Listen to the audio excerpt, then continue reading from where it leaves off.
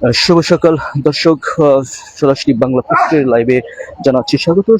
সরাসরি সংসদ ভবন এলাকা থেকে জানাচ্ছি দর্শক। এই সেই মহেন্দ্রক্ষণ 12 মার্চ, এই 12 মার্চ কিন্তু প্রথম অধিবেশন বসতে যাচ্ছে ত্রয়োদশ জাতীয় সংসদের।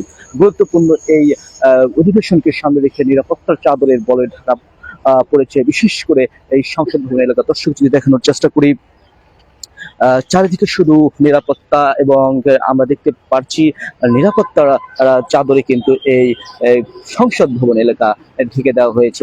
দর্শক যদি জানানোর চেষ্টা করি, এখানে বিভিন্ন স্তরের নিরাপত্তা বাহিনীদের কিন্তু দেখা যাচ্ছে, বিশেষ করে র্যাব, পুলিশ, আনসার এবং সাদা পোশাকে বাংলাদেশের যেই গোয়েন্দা বাহিনী আছে তারাও কিন্তু রয়েছে। দর্শক যদি জানানোর চেষ্টা করি, 13তম জাতীয় সংসদ অধিবেশন কিন্তু শুরু হবে বেলা 11টায়, এবং এই 13তম ত্রয়োদশ সংসদের নেতৃত্ব দেবে কিন্তু বিএনপি, এবং বিরোধী দল হিসেবে গুরুত্বপূর্ণ ভূমিকা পালন করতে যাচ্ছে জামাতে ইসলামী। দর্শক যদি জানানোর চেষ্টা করি, প্রথম অধিবেশনে কিন্তু জুলাই আন্দোলনের গুরুত্ব দেওয়া হয়েছে।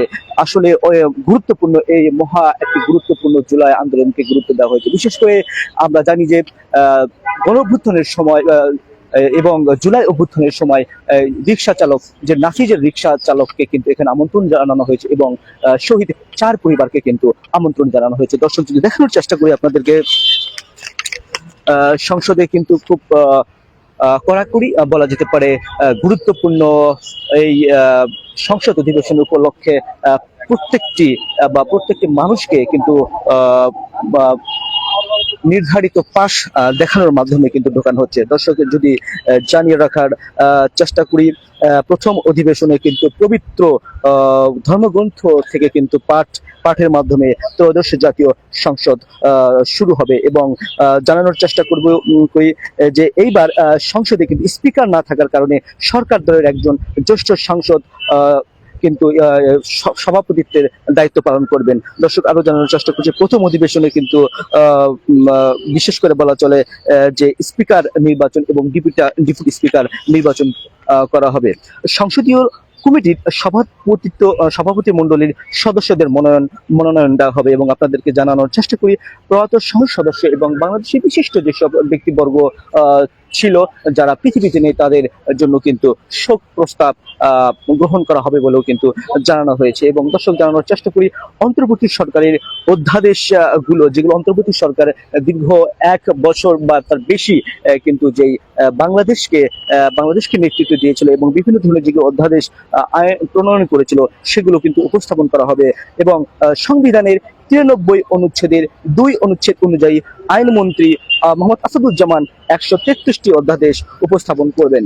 দর্শক জানানোর চেষ্টা করি, সংসদে এগুলো কিন্তু অনুমোদন করা হবে। এবং আরেকটি গুরুত্বপূর্ণ প্রশ্ন, আব্দুল বারী, যিনি জনপ্রশাসন মন্ত্রণালয়ের মাননীয় মন্ত্রী, তিনি কিন্তু 2024 সালের সরকারি কর্ম কমিশনের যে কার্যবলী সেটা কিন্তু সংসদে উপস্থাপন করবেন। এবং আসলে গুরুত্বপূর্ণ এই অধিবেশনে জামাত প্রধান বিরোধী দলের ভূমিকা পালন করতে যাচ্ছে, এবং বলা যেতে পারে জামাত কিন্তু রাষ্ট্রপতি প্রশ্নে খুব গুরুত্ব দিচ্ছে। বিশেষ করে জামাতের অনেক নেতাই এবং হাইকমান্ড থেকে বলা হচ্ছে যে জামাত কোনো রকমে রাষ্ট্রপতিকে ভাষণ দেওয়ার জন্য উপযুক্ত মনে করেন না, এবং তিনি জাতীয় সংসদে যদি ভাষণ দেন তবে তিনি জাতীয় সংসদের কিন্তু সম্মান ক্ষুণ্ণ হবে বলে কিন্তু মনে করেন, এবং এটি নিয়ে কিন্তু মিশ্র প্রতিক্রিয়া দেখা দিয়েছে। দর্শক যদি জানানোর চেষ্টা করি, সকাল 10টায় গুরুত্বপূর্ণ কিন্তু কর্মসূচির ডাক দিয়েছে এনসিপি। জুলাই সংসদের বাস্তবায়ন এবং রাষ্ট্রপতি অভিশংসন এবং জুলাই গণ অভ্যুত্থানের যেই অন্যান্য বিষয়গুলো নিয়ে কিন্তু তারা কর্মসূচি দেওয়ার কিন্তু কথা আছে, এবং সকাল 10টায় মানিক মিয়া এভিনিউ এই কর্মসূচিটি শুরু হবে। দর্শক এখন আপনাদেরকে জানানোর চেষ্টা করি, প্রধানমন্ত্রী জনাব তারেক রহমান প্রথম প্রধানমন্ত্রী ও প্রথম সংসদ সদস্য হিসেবে কিন্তু জাতীয় সংসদ অধিবেশনের নেতৃত্ব দেবেন।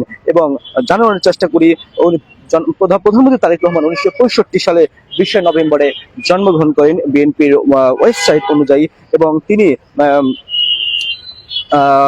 বলা যেতে পারে তার বাবা প্রয়াত রাষ্ট্রপতি জিয়াউর রহমান বাংলাদেশকে নেতৃত্ব দিয়েছেন এবং তিনি নির্মমভাবে কিন্তু সেনাবাহিনীর কিছু কতিপয় সেনাবাহিনীর দ্বারা শহীদ হয়েছিলেন। এরপর বিএনপির হাল ধরেন প্রয়াত তিনবারের সাবেক সফল প্রধানমন্ত্রী বেগম খালেদা জিয়া এবং তিনি বেগম খালেদা জিয়ার সংস্পর্শে থেকে কিন্তু রাজনীতির হাতে করি বলা চলে তার শুরু হয় সেই 1991 সালে যখন প্রথম বিএনপি ক্ষমতায় আসে। তখন থেকে তারেক রহমান তার মায়ের সান্নিধ্যে থাকেন এবং রাজনীতির পাঠ কিন্তু চুকিয়ে নেন। বলা যেতে পারে 2001 থেকে 2006 সালে মহা গুরুত্বপূর্ণ এই 5 বছরে তারেক রহমান বাংলাদেশের বিভিন্ন প্রান্তে চষে বেরিয়েছেন এবং রাজনীতির অভিজ্ঞতা অর্জন করেছেন। বলা যেতে পারে তিনি গাবতলীর রাজনৈতিক জীবনে প্রধানমন্ত্রী তারেক রহমান গাবতলী বগুড়া জেলার গাবতলীর একটি ইউনিটের কর্মী হিসেবে কিন্তু তার রাজনৈতিক জীবন শুরু করেন এবং গোটা বাংলাদেশের মধ্যে খুব জনপ্রিয়তা অর্জন করেন অল্প সময়ের মধ্যে। দর্শককে জানিয়ে রাখি তারপর অনেক প্রতিকূলতা প্রতিবন্ধকতা পেরিয়ে কিন্তু তিনি আজকের এই প্রধানমন্ত্রী বা বাংলাদেশের জনগণের প্রধানমন্ত্রী হিসেবে কিন্তু নির্বাচিত হয়েছেন।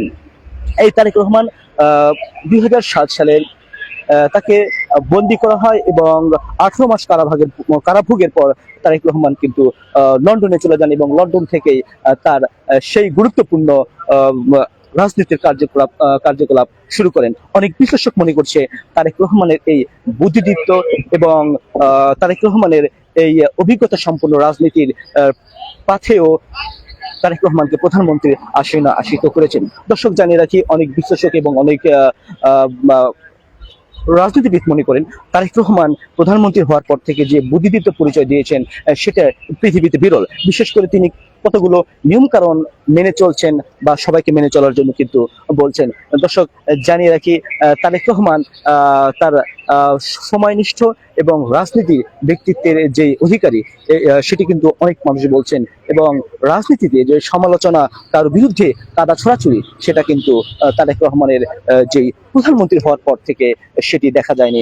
এটিকে অনেকেই রাজনীতির জন্য একটি ইতিহাস মনে করছেন এবং এই ইতিহাসের ধারা যদি অব্যাহত থাকে তবে জনাব তারেক রহমান বাংলাদেশের রাজনীতিতে চির অবসরণীয় হয়ে থাকবে। দর্শক যদি দেখানোর চেষ্টা করি চারিদিকে নিরাপত্তার বাহিনী কিন্তু বলা যেতে পারে নিরাপত্তার বাহিনী আছে এবং সংশ্লিষ্ট আপনাদের যদি দেখানোর চেষ্টা করি সংশ্লিষ্ট কর্তৃপক্ষ এবং নিরাপত্তা বাহিনী পুলিশ সহ র্যাবের কর্মকর্তা এবং র্যাবের চৌকশি বাহিনী এবং অন্যান্য বাহিনী সহ কিন্তু এখানে রয়েছে এবং দেখানোর যদি চেষ্টা করি এই সংসদ এই রাস্তা দিয়ে সংসদ ভবনে ঢুকবেন সংসদ সদস্যরা এই জন্য এবং বাড়তি নিরাপত্তার কিন্তু জোরদার করা হয়েছে। বিশেষ করে আমরা দেখতে পাচ্ছি সাদা পোশাক সহ অন্য অন্য আইন শৃঙ্খলা রক্ষাকারী বাহিনীরা কিন্তু আছে এবং এই মাহেন্দ্রক্ষণ অনুষ্ঠানের জন্য কিন্তু গোটা জাতি বা গোটা বাংলাদেশি জাতি কিন্তু অপেক্ষা করছে এই মাহেন্দ্রক্ষণ অনুষ্ঠান উপভোগ করার জন্য। দীর্ঘ 17 বছর পর যে গণতন্ত্রের লড়াইয়ের মাধ্যমে যে গণতন্ত্র অর্জিত হয়েছে সেই গণতন্ত্রকে কিন্তু সমুক্তভাবে দেখার জন্য গোটা বাংলাদেশের মানুষ অধীর আগ্রহে বসে আছে। সকাল 11টায় এই মহা গুরুত্বপূর্ণ অধিবেশন শুরু হওয়ার পর থেকে বাংলাদেশের মানুষ একটি নতুন ইতিহাসের সাক্ষী হবে বলে অনেকেই মনে করছে। দর্শক আমরা দেখতে পাচ্ছি অনেকেই চলে আসছেন মহান জাতীয় সংসদ ভবনের দিকে যাচ্ছে এবং জানিয়ে রাখি আজকের এই গুরুত্বপূর্ণ অধিবেশনে বিভিন্ন ধরনের সংসদ সদস্য বিভিন্ন এলাকার বিভিন্ন মন মানসিকতার সংসদ সদস্যরা কিন্তু অধিবেশনে যোগদান করবেন এবং এই সংসদ অনেকেই মনে করছে এই সংসদ গুরুত্বপূর্ণ হবে কেননা জুলাই গণ অভ্যুত্থানের মাধ্যমে যে দেশের নতুন স্বাধীনতা অর্জিত হয়েছে সেই স্বাধীনতার মাধ্যমে যে রক্ত দেওয়া হয়েছে সেই রক্তের উপর দাঁড়িয়ে যে নির্বাচন হয়েছে এই নির্বাচনকে সুন্দর এবং দেশকে সুন্দরভাবে পরিচালনা করার জন্য প্রতিটি সংসদ সদস্য প্রতিশ্রুতিবদ্ধ। দর্শক দেখানোর চেষ্টা করছি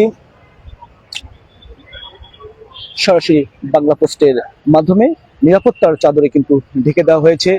কিছুক্ষণ বলা যেতে পারে 11টার দিকে কিন্তু অধিবেশন শুরু হওয়ার কথা আছে এবং এখন পর্যন্ত কোনো এমপি বা কোনো সংসদ সদস্য কিন্তু আসেনি এবং নির্ধারিত সময় কিন্তু আসবে এবং আপনাদের দেখানোর চেষ্টা করছি প্রতিটা পুলিশ সদস্য তাদের দায়িত্ব এবং কর্তব্য নিষ্ঠার সাথে পালন করার জন্য চেষ্টা করছেন। দর্শক, আপনাদেরকে ধন্যবাদ জানাচ্ছি এবং বাংলা পোস্টে থাকার জন্য ধন্যবাদ জানাচ্ছি। আবারও গুরুত্বপূর্ণ বিষয় নিয়ে লাইভ আসবো। ততক্ষণ পর্যন্ত বাংলা পোস্টের সাথে থাকবেন এবং বাংলা পোস্টকে সাথে রাখবেন। ধন্যবাদ সম্মানিত দর্শক।